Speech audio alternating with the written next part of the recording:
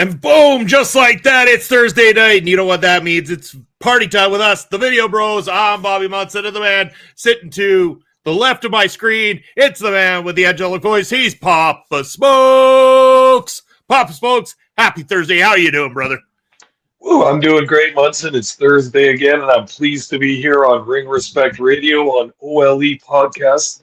And oh my, we've got a special guest with us tonight.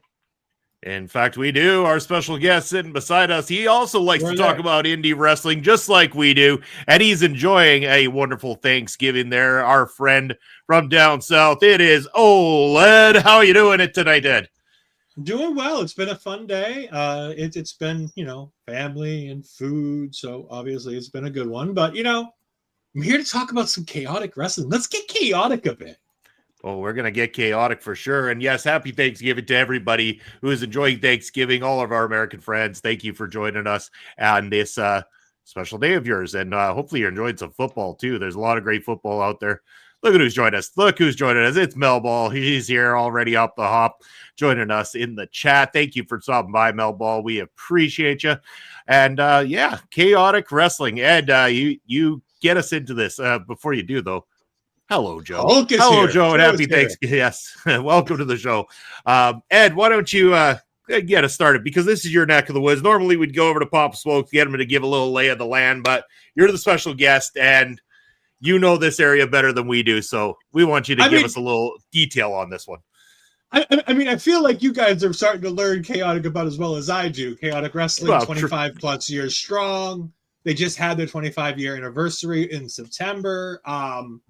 They're running out of the same arena that they run out of a lot of the times in Lowell. We're back in the collegiate charter school, which is that nice big gymnasium that Papa Smokes always likes.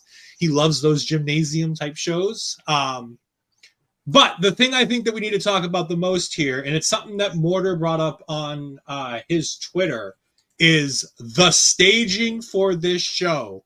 Was pre WWE going HD with those old school special stages, and this thing looked fucking phenomenal. Yeah. Yes. Yeah, we talked about that quite extensively yesterday in our Discord chat there. Before we go any further, it's hello to our amazing friend, the Mangler, saying good evening, everybody. Quite the crew here tonight. Love having you here, Mangler. Thank you for joining in. That stage, I messaged Ed about this and Papa Smokes. I want to get your thoughts too. But when I looked at this thing, and considering the talent that Chaotic puts on display as well too, that coupled with just how much they keep upping their game in terms of their sets and everything like that, like they're almost on a level I want to say above your standard indie level. It starts to like creep into that MLW, TNA type level when they can put on displays like that. And considering the matches they have and the people that come through there, it really does have that kind of a feel to it, more so than some of the indie stuff that we typically cover on the channel. Oh, very much so. And we've already watched some chaotic wrestling and studied it a little bit. We know that it's really among the very top tier of indie promotions in North America, so not unexpected from them. But watching the entrance area where the wrestlers were coming out from this first match on, it looks tight, man, and it looks really good on camera as well. Top marks to the production team and the cameramen for that kind of stuff. Yeah, absolutely phenomenal as Ed displaying it there for us so that we can take a quick look at it. But yeah, anybody who really wants to experience it, we are going to go ahead and get the link to Breaking Point 2025. And man, we got a lot of cool matches to talk about. Before we go any further, I brought up the tweet. I just want to talk about this. Mortar tweeted this after the show. The growth of chaotic wrestling within the past couple of years has been insane. I call this place my home, not only because it's where I train, but because it's where it's giving me the freedom to come up with different ideas for shows and set designs. I couldn't begin to explain how many endless conversations I've had with our production team and on making setups like this become a reality. Every big show we do is a team effort, and I'm glad to be part of the team. If you're an independent wrestler who wants to feel like a superstar, this is the place to be. We do it special and make the fans feel like they're a part of the show. Nobody does it like Chaotic. Yeah, and you know what? It's all truth. That's all truth right there, and I'm not going to deny it. It is great professional wrestling, great production value, everything about it. And then they pull interesting things like they did with this card in particular, and we got some interesting stuff to talk about. You're going to want to stay tuned to the end of this thing to find out just what kind of mayhem went down.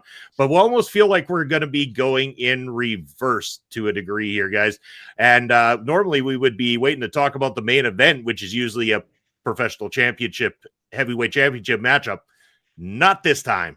We open the show with the Chaotic Wrestling Heavyweight Championship match as no gods, no kings, only Mortar defending against the Chase that runs the place, Chase Del Monte. I mean, this is a main event matchup.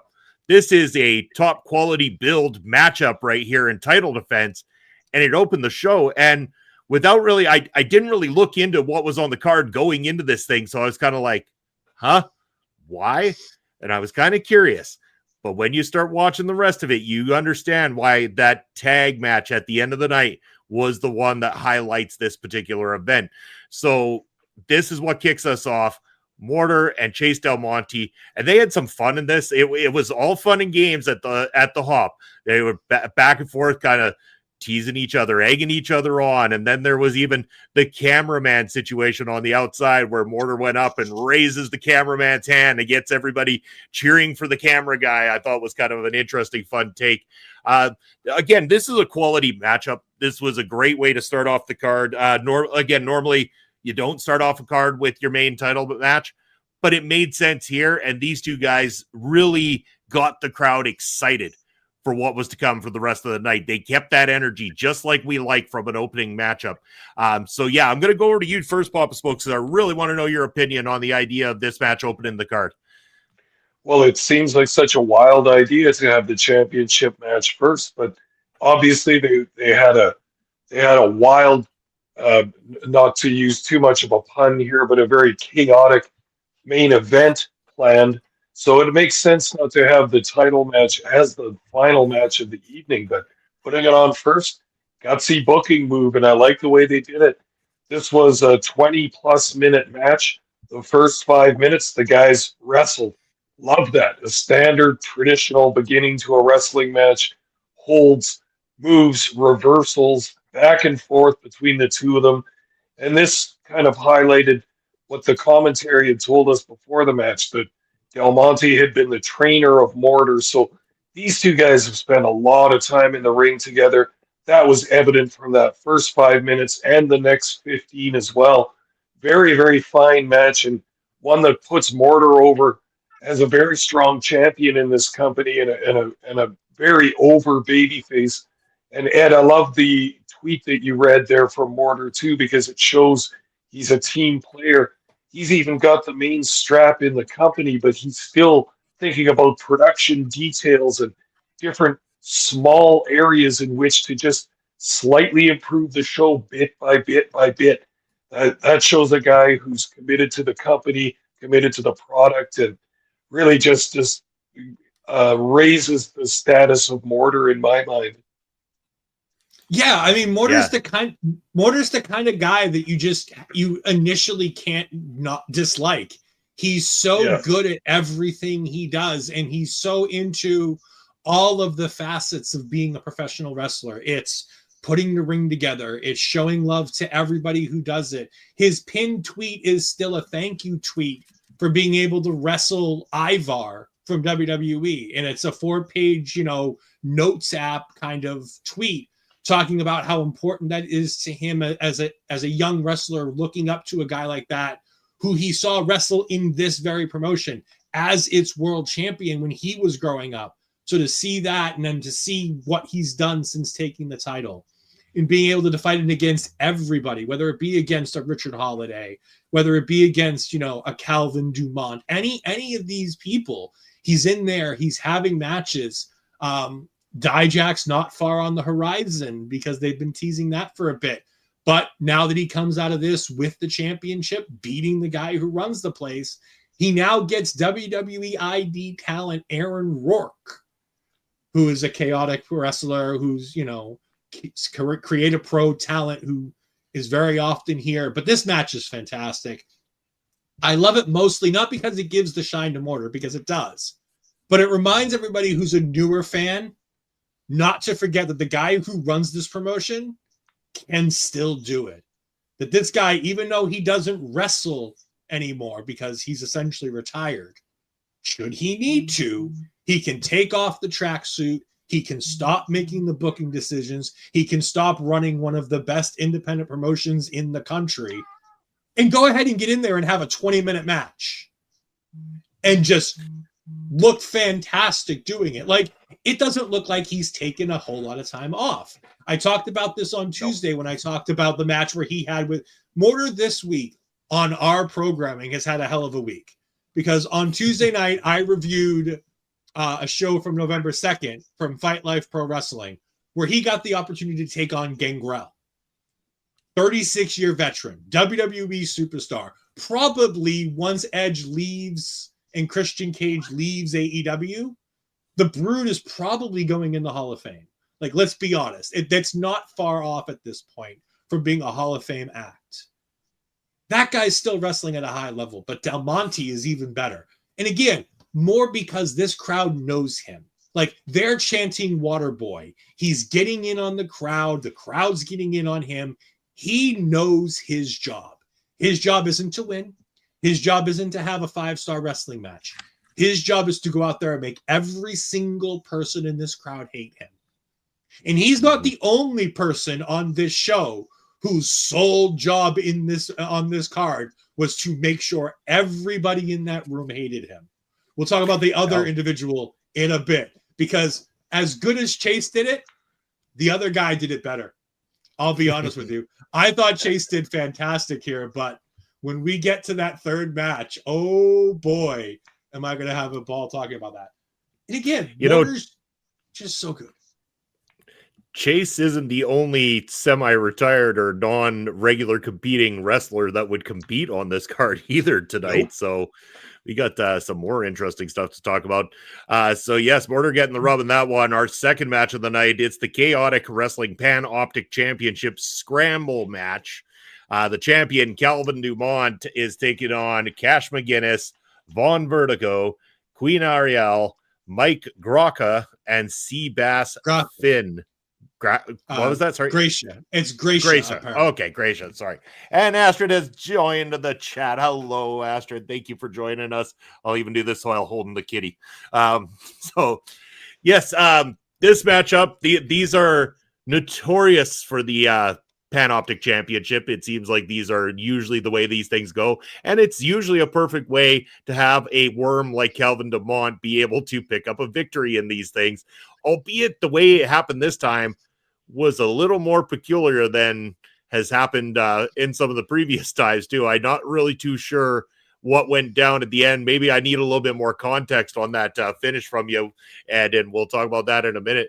But again, it's an opportunity to get some of your mid-card to higher mid-card stars out there for a lot of fun, a lot of back and forth between these people. They can usually put on a lot of high energy, again, keeping that momentum from the previous match, keeping the energy levels in the audience very, very high. So this was a fun opportunity for the people involved.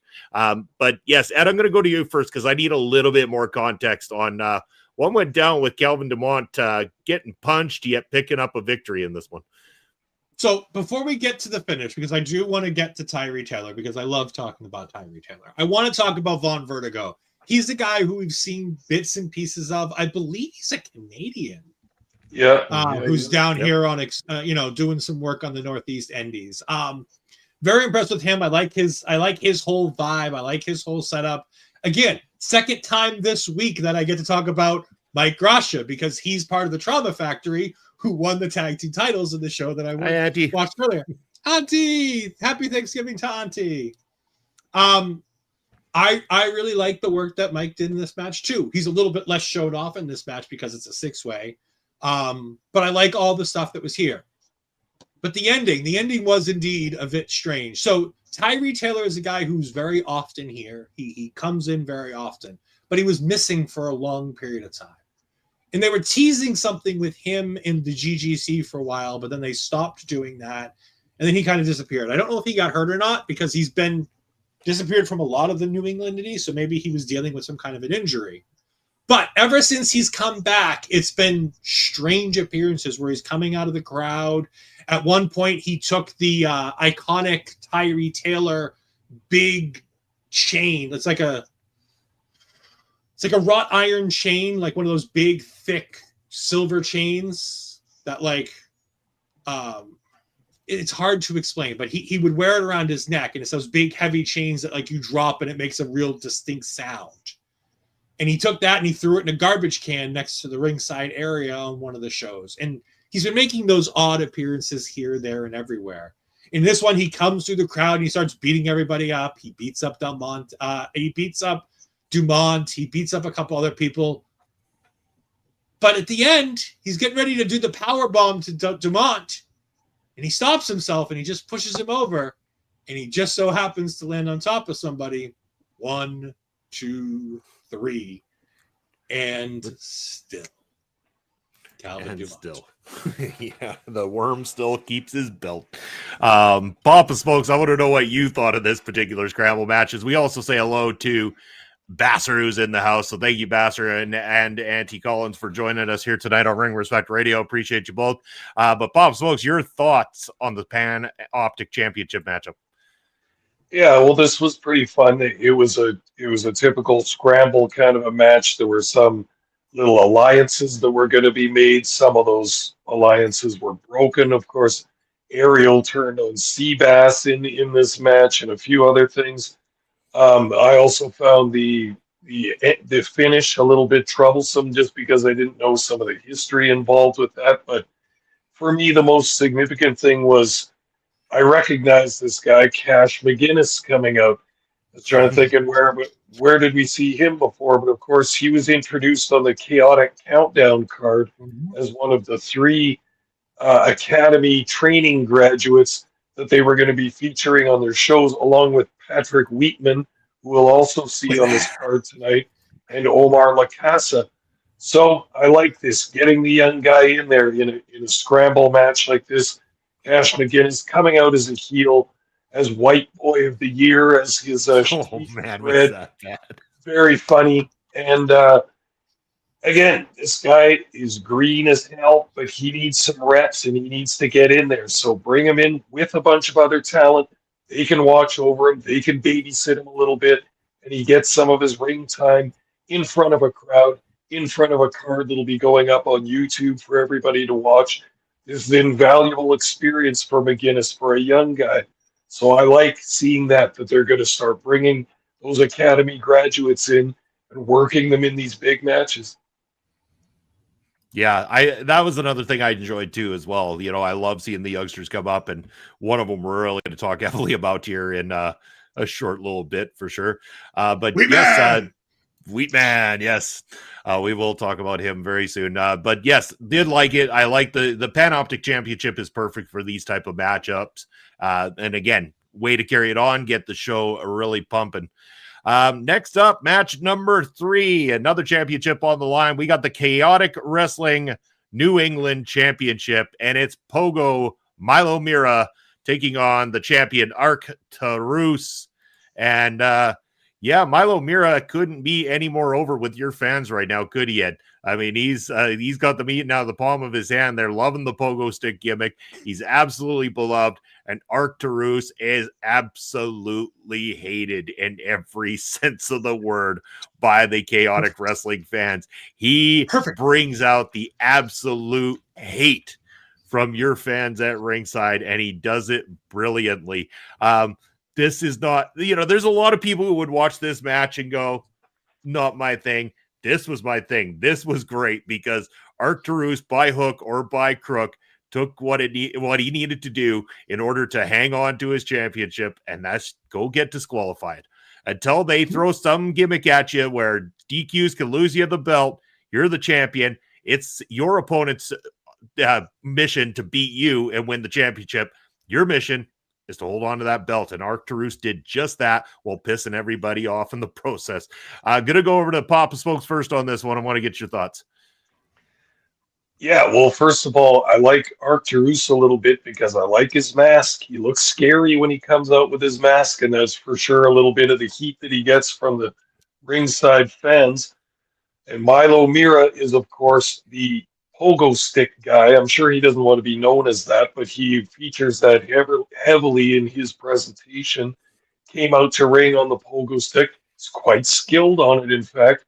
He didn't do the pogo stick from the floor over the top rope into the ring like he usually does. That's quite impressive, but still, the pogo stick going to be an important prop in this match with Arcturus doing that limb work, working over Mira's legs so that, oh shit, now he can't use the pogo stick. Oh, this is going to be devastating to Milo Mirra. And you had to wonder, is he going to make a match out of it without the pogo stick?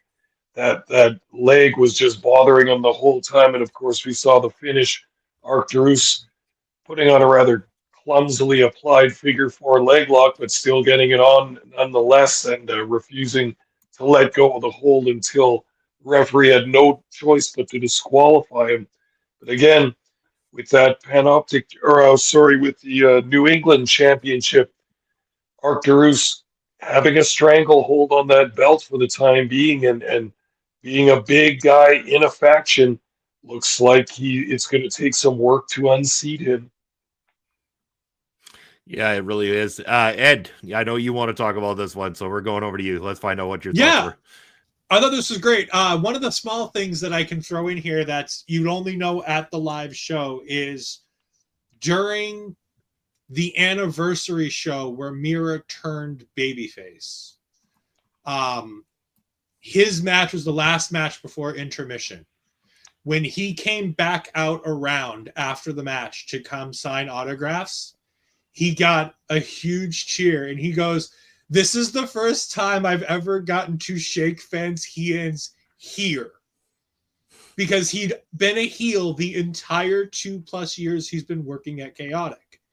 He is so into this babyface run and being able to have fun, because this is one of the few places where he was never allowed to be a babyface. He is a babyface in a lot of the other promotions he gets to work. Which I think is the most interesting thing about what he does and the shtick he does with the pogo stick, because the pogo stick is an instant babyface gimmick. And I love the idea of trying to use the pogo stick in the ring, it going wrong, Arcturus finding a way to get the legs in the right way to get that thing on, and then him being like, and he's like, "I'm not going to break it." He's like, "You're going to have to DQ me." And he's just looking up at the ref, waiting for the ref to do what he has to do. It's such good heel work. Yes. Like Bobby said in the beginning, it's just the epitome of, I get disqualified? Fine. I keep my title, right? And then he keeps it on, and he keeps it on, and he keeps it on until the security wrestlers come running in the ring to help get him off. It's just the epitome of what needs to be. This has been perfectly booked the whole way. And we know that because the fans are all in on Milo Mirra, and they're all out on Arcturus. And the best part of it is, as I've shown Bobby a couple of clips of it, Arcturus is one of the premier trainers at the New England Pro Wrestling Academy. So it's one of the things, like, he's the guy teaching the next generation of professional wrestlers in this school. He's one of those people, with a Chase Del Monte, with a Dijak, with an Anthony Green. Those are 4 of the coaches at the New England Pro Wrestling Institute. Those are 4 really good guys to know how to get to work from. I mean, Dijak, WWE superstar, NXT superstar.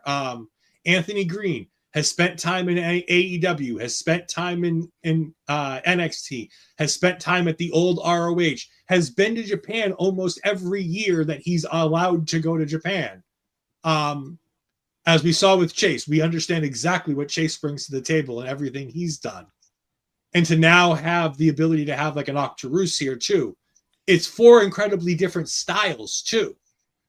Because, Arcturus wrestles a much different style than Anthony Green or Chase does. But Dijak wrestles a style that's unlike all of them, because even Dijak and Arcturus work a different style. And I think that that's so much more important when you get into the Arcturus gimmick and the Arcturus character, is that not only is he this bastard of a heel who doesn't care about anything but himself, but at the end of the day, he's also teaching the younger generation how to work. And that's the kind of guy you want teaching your young guys how to work. Not the character, but like the character work that he's bringing into this. It's just fantastic. And see, the best part of it too is in the end, you make Milo Mirra look like he isn't a chump, but he didn't just get beat. He got intentionally, he won by disqualification. So he's going to have that argument. I want another crack at the champion. I want to get in there with him again. Maybe this time you give him an opportunity. It's a little bit more gimmicky. Maybe it's a submission match. Maybe it's a no DQ match. Whatever it is that they can throw at this thing, they then open up that door, right? Because you can carry on a feud as long as you have a reason to carry on a feud. If you just have a guy get beat clean in the ring, 2-3 times over, the whole rivalry's done right there. You really got nothing. So you need to give it something, and Arcturus gives it that something. He is that bastard heel, that evil heel that you need in professional wrestling in order to be able to put your baby faces into these situations. Whether or not Milo Mirra comes out as the next champion is irrelevant to the whole thing, because Milo Mirra will be rewarded by coming out of this thing one of the top baby faces in the company, regardless of the result. Yeah, absolutely. And like I said, it checks all the boxes. It's doing all the things a pro wrestling match. We're talking about this match in the grand scheme of like, this is like how we would talk about a television wrestling match on a weekly TV show, is like, it's doing all the things it needs to do to progress the story. How many indie promotions do storytelling at this level, at this high of a level, on an indie card week in and week out, like month in and month out? Like, you guys work PPW. Everybody knows it. You guys are heavily involved in everything that goes on at PPW. You understand how hard it is with the influx of talent in and out, people not being available for dates, to tell proper stories in an independent wrestling sense.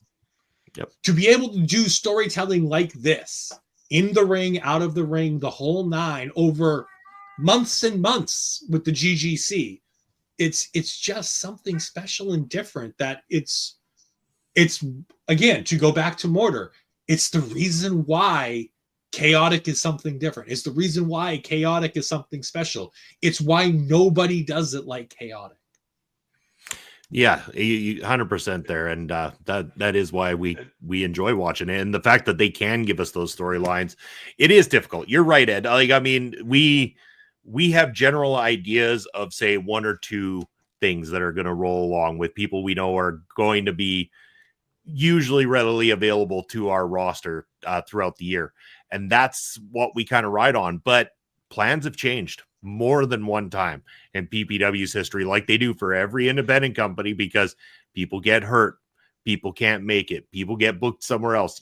Anything can go. It's the wild, wild west when it comes to the U.S. government shuts down wrestling. And people can't travel. Or that, yes, that put a whole halt on things for quite some time. So yes, it's very, very difficult to run exactly what you had planned originally, but you do your best, and Chaotic does a phenomenal job at it. Yeah. And can I just add one thing? I wanted to bring up something when Ed was talking about the champion being disqualified as the finish. I remember being a little kid before the internet, and we didn't even get WWF on television yet, but my brother and I were following along in the Apter magazines, Inside Wrestling and The Wrestler and all that. There was a match when superstar Billy Graham was WWF champion back in the day. He had a title defense against Chief Jay Strongbow, where he was clearly worried about his chances of losing the belt. So I'm not sure what arena it was in, probably a big one in the Northeast for WWF. Probably Boston Garden or Philly or whatever. Superstar Graham and Chief Jay Strongbow get in the ring, and Graham punches the referee before the match even starts, gets disqualified, leaves with the belt. I couldn't believe it when I was a little kid. Like, that still is kind of a high bar for heel activities for me. Can you imagine that, getting disqualified before the opening bell even rings? That's so awesome. Yeah, imagine being one of those people who paid for a ticket to get all the way to that main event to find your champion turn around and punch the referee out. It'd almost be like as if some independent company ran a show where, for whatever reason, the two guys that are supposed to be in the main event championship match never get their hands on each other, and the one guy goes around kicking everybody at ringside. But we're not here to talk about our experience with Prairie Pro. Let's move on to the next match. It's a singles match. Patrick Wheatman taking on Sean Keegan Vegan, who came to the ring with Luke Barnes, I believe it is, if I'm not mistaken. That's how we say. Okay, I got it right. Soy boy, yes, soy boy. I started to chuckle when I heard soy boy too, because I'm like, well, I mean, they could get Son of Irish there and just call him soy boy. Well, as long as he's vegan, that's fine. If he eats meat, I don't think him and Keegan are going to get along. Fair enough.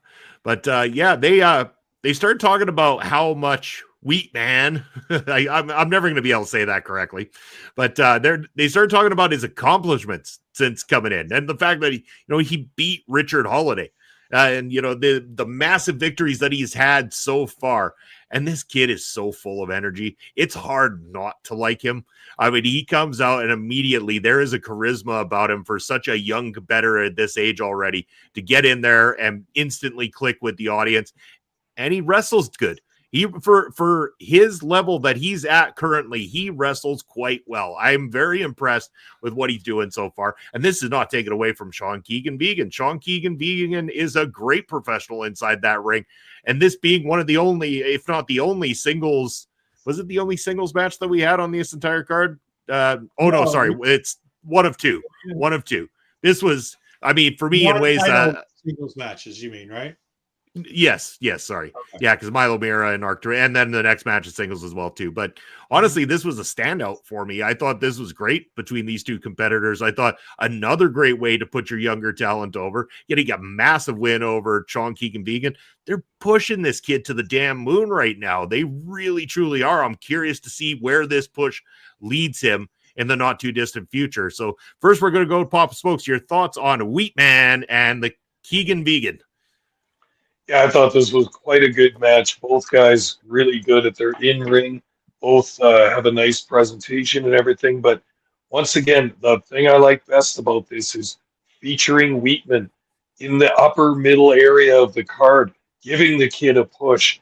I like what they're doing with him. He's kind of a good-looking young guy. He's got that sort of Bob Backlund-esque kind of presentation to him. He's got the red hair. He's got the smile. He comes into the ring. He's waving to the fans with a big smile. He's a white meat baby face. That's what we call that in the biz. And he plays it to the nines. No cheating. Wants to be the better wrestler in the match without breaking the rules. This is just babyface 101, and I love the way they're doing it with this kid. So they can get the fans behind him. If the fans believe that Wheatman's a better wrestler than the guy he's beating, then you're raising his value and his stake in the company. So having a good match like this, putting him with Vegan Keegan, a guy who can carry him and help him through a good match, this makes a whole lot of sense to me. And obviously they see something in Wheatman as well, because they're giving him a little push right off the bat. We talked about the victories over Richard Holiday, and he had another significant one that they mentioned too against one of their visiting superstars from elsewhere in the Indies. So this kid is going to get the push. He looks like he deserves it. He looks like he's going to perform above maybe what people thought his capabilities were. So yeah, they've got a nice looking product, a nice pure baby face. And of course, when you think of a 100% baby face like that, you got to think, how long will they run that? And then how shocking will it be someday when he makes the turn? Now that you put Bob Backlund in my head, I hope he takes a turn like Bob Backlund as well too. It'd be right up my alley. Yeah. We don't need Wheatman to go that crazy. It's fine. Oh, come on. It would be fantastic. Then he could start using the chicken wing. Yeah, I love it. Love it. Ed, your thoughts on this matchup? Patrick Wheatman is just Wheatman. He does the Wheatman thing. It's great. The thing I think that's different about Wheatman then, like, because we talked earlier about Cash McGinnis, White Boy of the Year, and all the things they're doing to get him noticed, and all the things they're doing to get him attention. The difference with Patrick Wheatman is that he's obviously the star of this three-person class. We talked about Wheatman, McGinnis, and LaCasa. LaCasa very rarely appears on the shows. We understand he's at the bottom of this totem pole. Not that he's bad, not that there's anything wrong with him, but he's obviously the one at the bottom of this totem pole. They find things to do with Cash McGinnis, whether it be going out there with Brian Johnson and being Brian Johnson's, guy, whether it's a couple months ago where Cash McGinnis was out there in place of Luke Varnes because Keegan's upset with Luke Varnes and how he constantly fails him because Keegan's losing matches. So it's obviously Vargas's fault that he's losing these matches because he's too talented to lose. So it's obviously his soy boy that's causing the trouble. So he brought in Cash McGinnis to try him out, and he lost still too. Whereas with Wheatman, the approach is completely different. The approach is find our good stars, throw them in the ring with them, let them perform. And it's, like you said, Richard Holiday, Brad Cashew at one point. Like, if it's a name in this, he wrestled John Walters, who's a chaotic Hall of Famer, who was one of the first 3 Ring of Honor Pure Rules champions. Like, John Walters wrestled by a different name, and I forget what the other name is, and I wish I could remember off the top of my head. Let me go look it up real quick. But he wrestled as a different name in Ring of Honor, and he was an amazing professional wrestler there. RJ Brewer, that's the name. RJ Brewer is the name he used outside of Chaotic in the New England indie scene. But again, like, when you trust a young talent with guys like that, and again, you guys are the perfect guys to talk about this. It's not easy to entrust your young and up-and-coming talent with named, expensive talent that's going to cost you money to bring them in. Because you got to, 1, hope that they can perform at the level they need to, and 2, you got to make sure that they don't, unfortunately, hurt the bigger talent.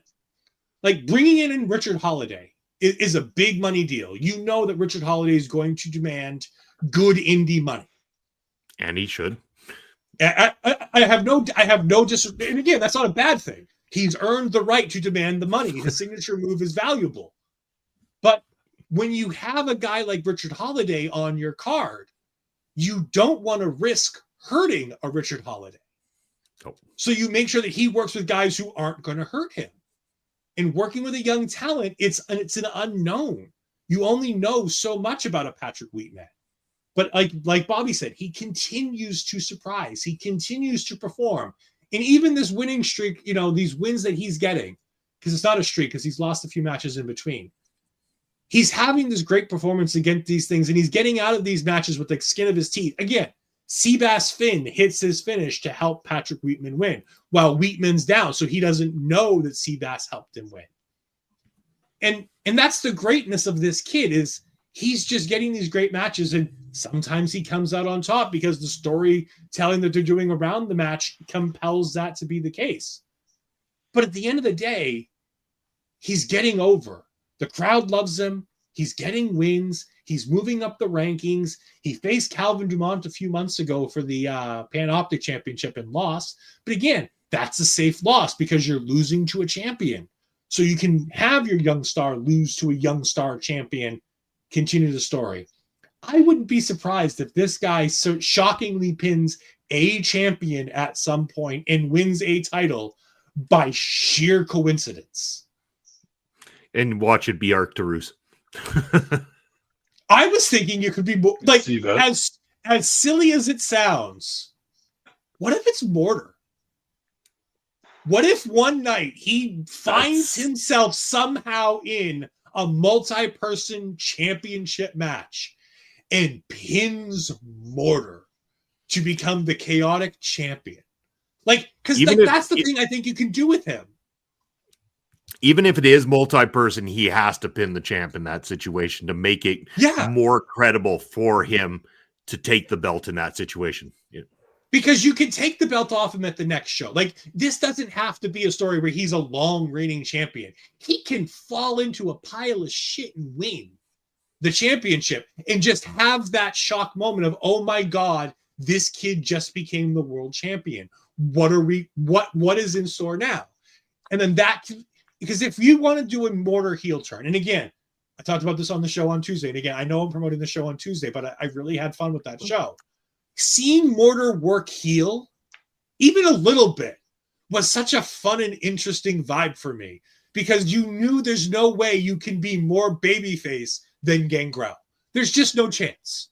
When you bring in a star like Gangrel, again, you guys know this, when you bring in a star of that level to a promotion, you know that star, if they're supposed to be a babyface, is going to be out babyfacing everybody on your show.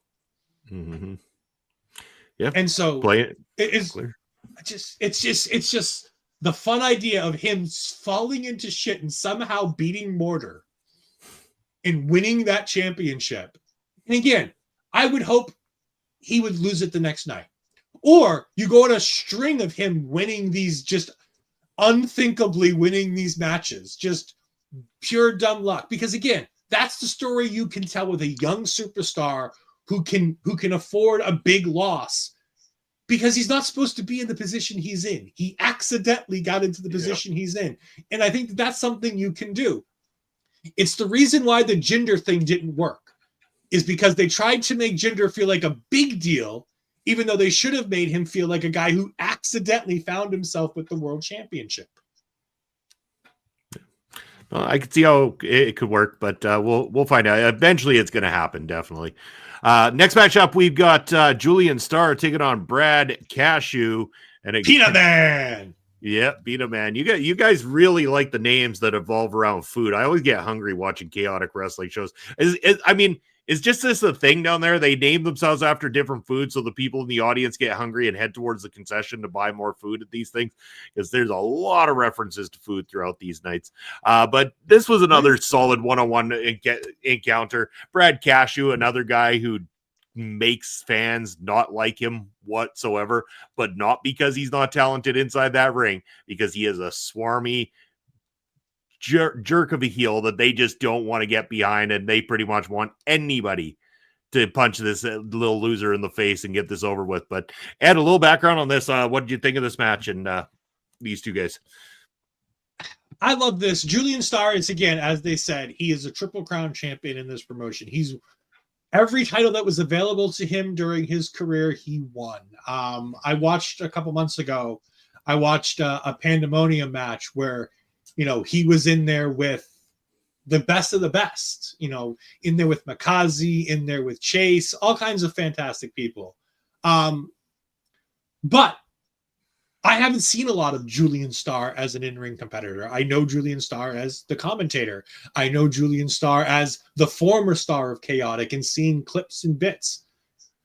He was really good considering he hadn't been in the ring in 5 years. Yep. It's been 5-10 years since he's been in the ring. He looked fantastic. And the idea that, again, they've been building to this match for months upon months, making sure that there's all the little things about him on commentary with Cashew getting involved with him. I thought this was going to pay off at the anniversary show, because they did a thing on the first night of the anniversary show. And I'm like, cool. Night 2, they're going to do Cashew versus Starr at night 2 of the anniversary show, because that's where you have all the old guys. That's where you have the vets. That's where you're going to have the payoff for this. Nope. They waited to the second biggest show of the year. They waited to Breaking Point. It was Julian Starr's Breaking Point with Cashew. And I love it because it told that story. They went back and forth in the beginning. Then Julian Starr got on a roll and he was getting into it. And then Cashew does the cheaty heel thing to get the advantage. And he starts dominating and he starts being the douchebag heel that he is. And then you have the ref bump and you bring in Cash McGinnis, because of course you bring in Cash shitty ass McGinnis to help Peanut Man, because he's not good enough to be a Cashew. Because again, when you rank nuts, cashews are at the top, peanuts are at the bottom, or towards the bottom. So, Peanut Man. But I love the twist of having McGinnis have the referee shirt on. I thought that was a unique and different twist, because I didn't see that coming. I'm like, oh, ref bump, something's going to happen. Oh, he brings out somebody else. That's fine. No big deal. The two of them are going to beat down Starr. Starr is going to lose the match. That makes sense. You put over the guy who's going to be here as opposed to Julian Starr. But they didn't. They didn't do that. They let Cash McGinnis come out. They let Cash get his ass kicked by the other commentator, Pat Matthews, who, again, former Chaotic Star. Not to the heights that Julian Starr was, but two guys that know each other, two guys that have been in the ring. And Pat looked great. That elbow drop onto the backbreaker on like that knee-breaking backbreaker, fantastic move. I'd be down for these guys as a tag team going forward. Get them off commentary, get them back in the ring because they look great. Julian Starr does eventually hit the 450 for the win, which is something that a middle-aged man like himself, not being in the ring for as much time as he's been in, that's a hell of a thing to be able to pull off at this point in his career. Looked pretty stiff, too. Yeah. But he gets the big win. He gets to celebrate with his family. More importantly, he gets to celebrate with Suzanne. And we just say Suzanne still looks fantastic. For those that don't know, she's a former wrestling valet throughout the years. So this isn't her first time in a wrestling ring. That's the reason why they were making comments. And I was like, wow, well, okay. Julian Starr did good for himself here. But no, I mean, this match is just everything it needed to be and more. And again, Cashew doing the right thing as opposed to the thing that, because Cashew could have made the call to talk to Chase and sat there with him, Chase, and Julian and been like, the end of this story needs me going over. I'm the guy who's going to be here show after show. I'm the guy who's going to continue to make you money. Julian Starr, after this match, is going to go back to the booth and he's going to sit there and do commentary. And it makes sense from a wrestler's point of view to be like, I should get the win. I should be the one to go over here. But he understood story matters more. And he understood that sometimes you just have to eat your pride. And I give Cashew credit for that because a lot of guys would have politicked to get the win there. Because how many times have we seen the old vet comes back and they go down? They go down fighting. They go down in a 10, 20-minute match where they look fantastic. But they leave with their back down. 1, 2, 3. Cashew lost. And he looked fantastic doing it. And he looked great. And I can see Cashew as world champion again in no time. Like, you can rebuild Brad Cashew from this without too much effort. He just needs to go on a string of wins against some big name talent. Easy to get cheating jerks over. Papa Smokes, your thoughts on this matchup? Well, I think Cashew needs a new name as well before he goes over. I question whether he passes the name test as a champion in any company. But that aside, I liked this match. It was quite good. It was quite competitive. And I liked Julian Starr. I was not familiar with this guy, but of course, commentators filled us in that, like you said, Ed, he's held all the belts in this company and been quite a star a decade or more ago. And then they said that he had been out for 10 years. But yeah, you talked about politicking for Cashew to get the win. But I think even once you got into this room and heard the reactions of the fans, they remember Julian Starr. They were all over Julian Starr. They were supporting him with great volume. And you could see that's the way the crowd wanted it to go too. And I realized that when an older superstar comes back, there's no shame in him doing the job. There's no shame in a guy that's a commentator now losing the match. That's absolutely the logical way to go in this. But once you watch this with the crowd and the fans present for this, making so much noise and appreciating Starr and remembering him so well, it was lovely the way this went. Then you got to have the feel-good moment with the wife and the daughter coming in the ring. And I think that's one of those moments that people really crave during a wrestling card, because some heels are going to go over and give you that sour feeling, but you want that good feeling of a clean babyface victory and somebody from the past, some nostalgia, a guy that you cheered for a whole bunch in the past comes back and gets another win. That's a great feeling for the fans. It's a good, gutsy booking decision, and I think it worked out perfectly on this card. Yeah, it really did. Now, it's time, gentlemen. Time to talk about that main event of the evening. We got the Chaotic Wrestling Tag Team Championships on the line in what is known as All-Out Tag Team Ladder War. This match going into it, I was like, this is going to be absolutely insane, batshit in every sense of the word. And we had our tag teams in this one. We had the Powers of Influence, DJ Powers and Jose Zamora. We had the unit, JT Dunn and Danny Miles, who were the current champions going in. We had the Monarchy, consisting of King BMT and Prince Jamari. I want to talk about that in a minute. The Miracle Generation, Dustin Waller and Kylon King, and Team Relentless, Shannon Lavangi, and who would be a mystery partner for her that we'd find out later in the match. So how this thing works, it was everybody, and there was one competitor from every single team that started this matchup off. And was it 2 minutes or 5 minutes, Ed? It was 2 minutes, yeah. Whenever they felt like it.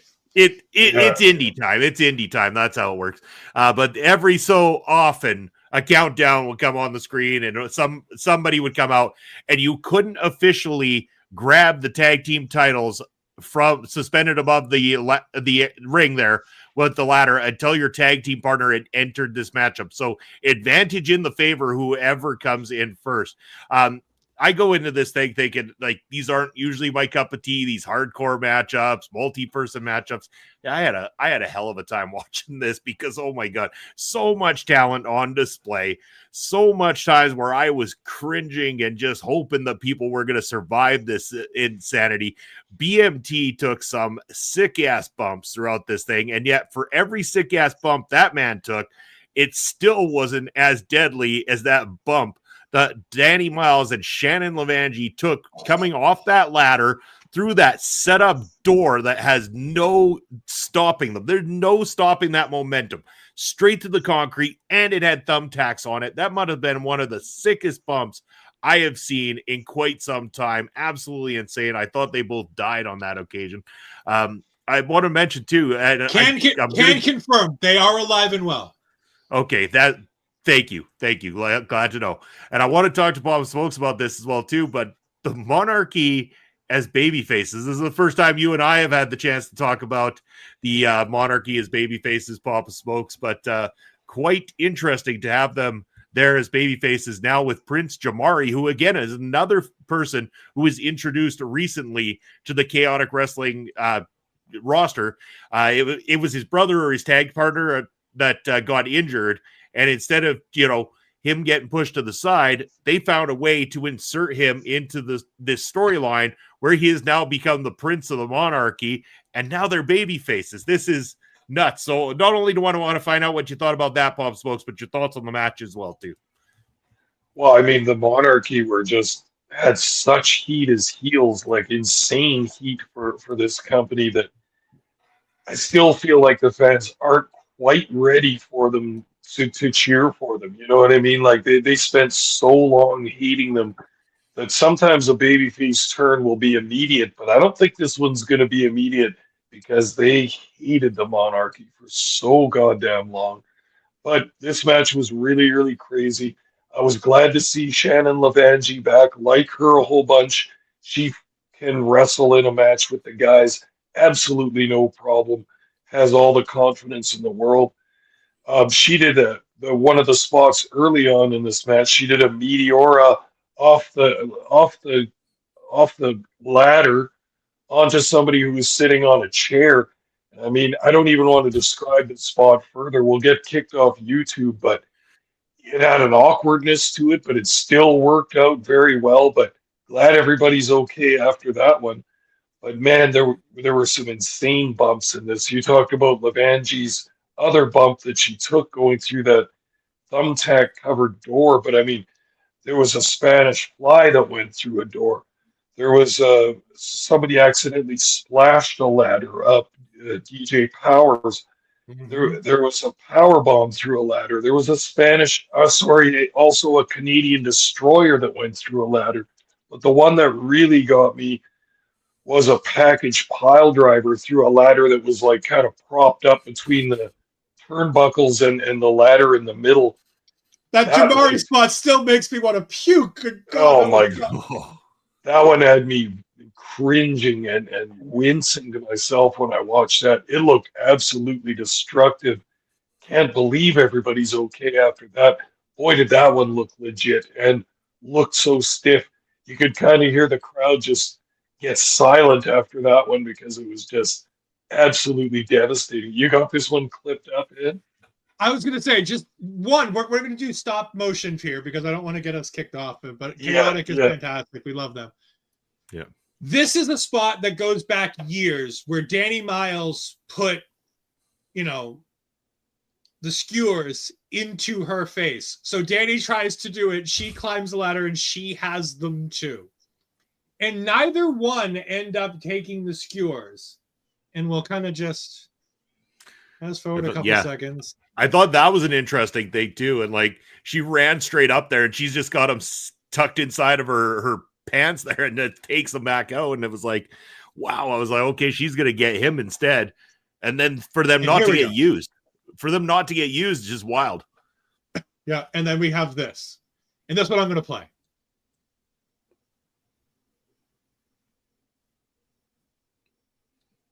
Just. Ow. It's almost better that there was two of them because that way that door broke for sure. I mean, some of those tables aren't very strong, but that door looks like it would provide a lot more resistance. So at least you had both people's body weights. You knew that thing was going to break for sure. But in some ways, coming down. Oh, sorry. Oh, go ahead. I was just going to say. Oh, sorry. Go ahead, Ed. You go first. One of the reasons why you also guarantee the break is because you're putting it on the very edges of two steel. What the crowd doesn't see here is the setup for that almost 15 minutes earlier was two steel guardrails that protect the crowd were used as the makeshift legs of a table to make sure that door breaks. And then Danny poured the stuff on top of it. But I mean, just fantastic. The crazy part is, though, is from that height and going through, I mean, that's guaranteed it's going to break, first of all, when you're at that height with that much body weight coming down because you got two wrestlers going through it at the same time and everything. But it's that absolute fall. There's nothing slowing the fall because if there was a little bit, it could have broke even if it was a little bit sturdier and could have slowed the fall a little bit so that when they come down to the cement, the bump slows down a little bit so it doesn't hurt as much. Those two went straight through right to the floor. I mean, you might as well have jumped off that damn ladder straight to the concrete because that is what they did, only they got several hundred tacks stuck in their bodies and had a door to smash through in the process. That had to have hurt a lot.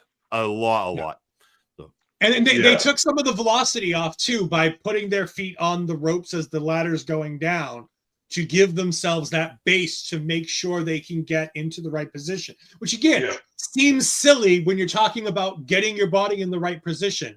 But when you're talking about a steel guardrail, a door, and thumbtacks, you really want to make sure that your body's in the right position to go through all of that and make sure that you don't smack your head on the guardrail or the other 1,000 things that can possibly go wrong. Mm-hmm. So that split second of putting your foot on the ropes just to make sure that you're level with the table the right way you need to be. Not to mention, right after that spot, BMT then takes the skewers and throws it at the two of them after he knocked them off the ladder. This thing is a train wreck in the biggest of ways. I mean, JT Dunn losing the tag team championships by doing a Canadian destroyer off of a pair of ladders onto BMT through a door stacked on chairs with a door stacked on two other chairs stacked the wrong way. Like, the erector set bullshit they did to get that spot. And by the way, worked perfectly. Somehow, some way, that spot worked picture perfect. Mm-hmm. And believe it or not, that's the second worst bump that JT Dunn has taken in the last month. Because he had a spot that damn near killed him earlier in the month. On November 1st, he did a spot where he dove out of the ring and he glanced off the shoulder of the guy he was running into and went headfirst into a guardrail. Ouch. Yep. Ouch. That's but again, that's what these guys do. These guys, these girls, everybody, they do these things. And when they said all out ladder war, they meant all out ladder war. Nobody is leaving this match the way they, hell, DJ Powers went through 2 different ladders at 2 different points in this match. And he's got a championship belt to speak for it. Because we've talked about this match for 5 minutes. The Powers of Influence are the new tag team champions in Chaotic. I did not have that on my bingo card immediately anyway. I didn't, not in this match. I did not think I did not think they were walking out champions in this one, but I'm not angry about it either. I mean, they're heels. You know, you're supposed to hate them and everything like that, but I think that they are a good, interesting new team that Chaotic has introduced together. We've talked very highly about Jose Zamora and his gimmick as well too. I'd love to know if there's footage from his body cam or anything like that from this encounter in particular. But yeah, new tag team champions. I thought it's wild. Bob Spokes, your thoughts on the new champs? Yeah, I think it's a great pick actually. To me, when I first started watching this match and watched all the wrestlers come to the ring, I kind of had the feeling that they might go over, and I think it's a fine pick to have a young heel tag team carry the straps for a bit. They're going to bring some heat to that whole tag team division. You know that they're going to use some slimy tactics to hold on to those belts for a while. I would assume that they're going to get a run. They're going to win every match by cheating for a long time until they establish the babyface tag team that they want to have go over them, whether it be a veteran team like the Unit or a younger team like the Monarchy that's now babyface, whatever it happens to be. But I think the Powers of Influence will be an excellent heel tag team champion, and also something they can look forward to for the future is just making this, I would say, give them a multi-month run at the very least. I could see them even being champs for the better part of a year while some babyface teams chase them. Come close, but don't get it. Come close, but the cheating makes the heels go over again. I love these situations where you can have these chicken shit heels that hold on to a belt for a long time and just frustrate the hell out of the fans until the fans are foaming at the mouth to see these guys lose. Yeah, run it through to Cold Fury. Run it through to Cold Fury. We've got the first opportunity here, as they've already announced that the first match on December 5th, their first title defense, is against the Shooter Boys, the B3 Boys, Anthony Ovecchio and his tag team partner, whose name is escaping me, and I don't know why, Aaron Ortiz. Yeah, that's the one. Don't you need Bam Bam and Bear Bear? Wasn't that the No, I absolutely don't mean that. I mean the Shooter Boys. I absolutely mean the Shooter Boys. And that'll be a tough title defense for Powers of Influence right off the bat. I mean, that'll be a super tough defense, but you know how they're going to get through it. Slimy cheating. Yeah. Yeah. But yeah, December 5th show is already looking good. We've got the main event will be Aaron Rourke taking on Mortar for the World Heavyweight Championship. We've got the tag team title match between the Shooter Boys taking on the Powers of Influence. And we know the Optic Championship is Big Trouble Ben Bishop taking on Calvin Dumont. Like, those are 3 big headlining matches. And we've still got more to come. Love it. It's going to be great. This was a fantastic card. I'm glad you got us to watch and review this one, Ed. Can't wait to have you back on for more Chaotic Wrestling as we wind down 2025 already. That's kind of weird to say. I don't know. We'll see if we can fit in another Chaotic before then. If not, we'll definitely hit them back up in the new year for sure.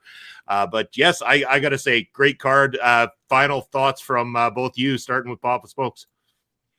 Well, for me, Chaotic hits it out of the park again. Like I said, they're at the tippy top of the indie scene in America and in all of North America, I would say, one of the very, very top indie promotions. They always bring the heat. They've got a very, very talented roster.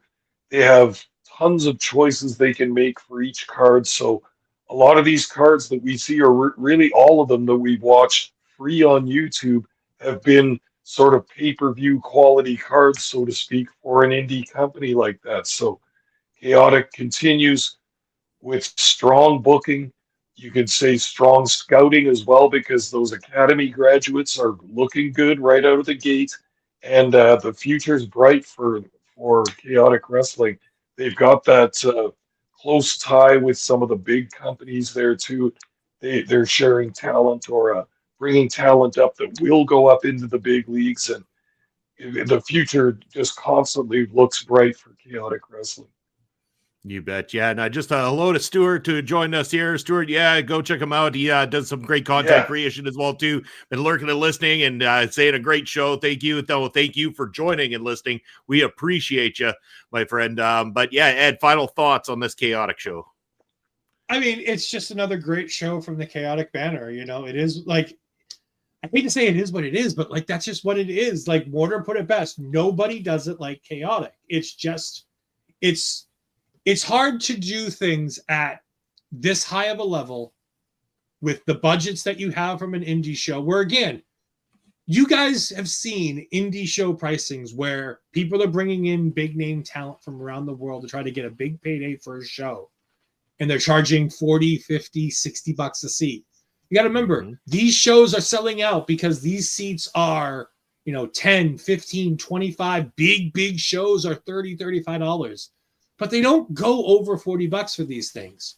So they pack the people in because they know that their prices are going to sell. You get the job done and you put on a great show. And those people who are spending their 20, 30 bucks are going to come back again and come back again. And no, we may not have the biggest of headliners that go around the world doing the indie stuff. But we have a consistent group of talent who come in here and who do like Mortar says, work as a part of a team. Make things the best they can be. And again, that fucking stage, man. Like, oh yeah. And they've been doing that the last 3 or 4 shows. They've been really going out of their way ever since the anniversary show to put on an interesting stage portion to their show, to change up the way things look. And if you can keep doing something like that, that's the key to success. Like, it shows that you're invested in the product and the people can invest in you, because the money's going to come back and the money's going to do the same thing it needs to do. And money in indie promotions is not always something that goes synonymously hand in hand. Yeah, well, I mean, I love what they do. It's a great promotion. They do fantastic work. I love that they continue to keep those prices low, because they do something very similar to something that's near and dear to our heart. And before we say our goodbyes, I want to talk about Prairie Pro Wrestling, because we also have a show coming up. It's Saturday, December the 6th. It is our Christmas-based show, Seasons Beatings, and we know that it's going to be a great time, and I promise you, you're not going to want to miss out. So if you haven't got your tickets already, reach out to Brave Pro Wrestling on social media today to book your tickets to PPW Presents Seasons Beatings. But that's going to be it for our show here today. First, we're going to go over to our guest, OLED. He's going to tell you where you can find him and what he's got coming up. You can find me in all the random places down here. That's not important. This Tuesday, Astrid will be back. I can promise you all, because I know a lot of you didn't watch this Tuesday because it was just me. You could be happy to know that Astrid will be back this Tuesday. We're going to be taking it a bit easy. The 3-hour shows are getting a bit to Astrid every week. So the holiday week, we're going to tone it down a bit. We've got Wrestling Open from a couple weeks ago that I went to live, and it's got all of the fallout of crowning the brand new WWE ID Women's Champion. So we have a 6-way 1-fall match. That's a qualifying match to bring somebody into the main event of that show, which will be the 6-woman elimination match. And whoever wins that will not only become the WWE ID Women's Champion, but also get a contract with WWE ID. They will become a WWE ID sponsored talent. So we got that. We've also got Starstruck on the show. We've also got the Fancy Bears. We got Marcus Mathers and Aaron Rourke. We got Bear Bronson. We got Fancy Ryan Clancy. We've got Starstruck, the Shooter Boys, all kinds of fantastic stuff on this show. So make sure you check it out. We're going to have a bunch of fun. 5 matches on that one, so nice and quick. Speaking of holidays, Papa Smokes and I have the unfortunate task of deciding what to do when it comes to the Christmas show this year, but we'll get more on that as we get into the month of December. But in the meantime and in between time, Papa Smokes cost me some money, and tell them that beautiful ticker where they can find you, what you got coming up. All right. I can always be found as Thursday nights right on this podcast that you're watching right now, Ring Respect Radio on OLE Podcast. Other than that, I can be found on Elon Musk's free speech. I swear we didn't mute him. That was great. No, we did. Yeah. Papa Smokes, say it again because you totally went blank as soon as you said Elon Musk. It's like the universe opened up and tried to prevent you saying your shtick. You guys are trying to censor me now. No. You would have seen a little mute side. I can be found on Elon Musk's free speech wonderland, known as X, at smokes_papa, and also on Twitch at papa_smokes_. That's it. That is if you can find him on Twitch. On Brett Martinez always swears that he can. Yes. But as for myself, Bobby Munson, I'm across all the socials there. You can find me at any of the ones scrolling across your screen at the bottom. For what I got coming up, you can join me and Andre, maybe Ed. I'm not sure about Ed yet. Ed will let us know on Sunday. For more point of view, we're going to be doing more NFL predictions, talking about our fantasy football league, and talking about the week in sports, 11 a.m. Eastern time. So set your clocks and be there to join us live in the chat. And you can find myself and Papa Smokes every Saturday with a brand new match over at Prairie Pro Wrestling's YouTube channel, where this Saturday the tag team titles are on the line as Beer Wars Night 2 continues. It is the champions, the Short Kings, defending against the Brotherhood. You're not going to want to miss it. We are also going to have more for you with Ring Respect Radio in 1 week's time. In fact, I think it's time to do our PPW preview show next Thursday night. So that's what we'll be bringing you next Thursday here on the channel. So stay tuned for that. But that's it for us this week on Ring Respect Radio. We will see you in a week's time. Take care, everybody.